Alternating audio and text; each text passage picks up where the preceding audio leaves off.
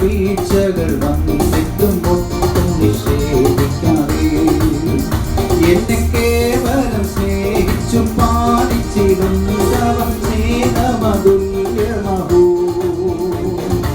എന്തതിശയമേ ദൈവത്തിൻ സ്നേഹം, എത്ര മനോഹരമേ. ആദ്യം ചിന്തയിലടങ്ങാ സിന്ധു സമാനവ സന്തതം കാണുന്നു ഞാൻ. എന്തതിശയമേ ദൈവത്തിൻ സ്നേഹം, എത്ര മനോഹരമേ.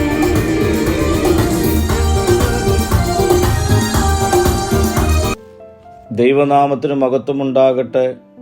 ഇന്നത്തെ പ്രഭാത ധ്യാനത്തിനായി 33 സങ്കീർത്തനം 22 വാക്യം. യഹോവേ, ഞങ്ങൾ നിങ്കൽ പ്രത്യാശ വയ്ക്കുന്നത് പോലെ നിന്റെ ദയ ഞങ്ങളുടെ മേൽ ഉണ്ടാകുമാറാകട്ടെ. ദൈവത്തിൽ പ്രത്യാശ വയ്ക്കുന്നവർക്ക് ദൈവത്തിൻ്റെ കരുണ ലഭ്യമാണ്. ആരാധകന്റെ വിശ്വാസത്തിലും അവനിലുള്ള പ്രത്യാശയിലും അധിഷ്ഠിതമായ ദൈവത്തിൻ്റെ തുടർച്ചയായ പ്രീതിക്കും സംരക്ഷണത്തിനും വേണ്ടിയുള്ള പ്രാർത്ഥനയാണ് ഈ വാക്യം. ദൈവത്തിലുള്ള പ്രത്യാശ അവൻ്റെ കൃപ നിറഞ്ഞ പ്രതികരണവും തമ്മിലുള്ള ബന്ധത്തെ ഈ വാക്യം എടുത്തു കാണിക്കുന്നു.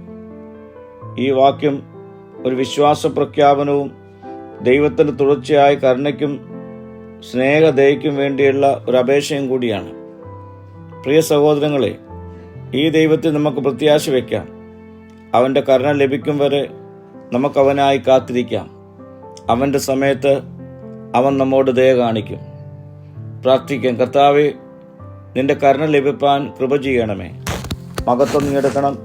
യേശുവിൻ്റെ നാമത്തിൽ തന്നെ. ആമീൻ.